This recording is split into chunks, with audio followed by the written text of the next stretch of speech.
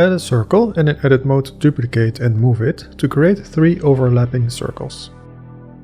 Remove the inner vertices and merge where needed. Go to Object, set Origin to Geometry and press Alt-G to reset its location.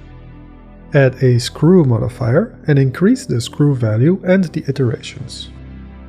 You may need to check Flip in the Normals options of the modifier. Enable Add Curve Extra Objects in Preferences for more curve options. Then add a curve and scale it up. Add a curve modifier to the rope and pick the curve object. Set the form axis to Z. You may have to increase or decrease the iterations.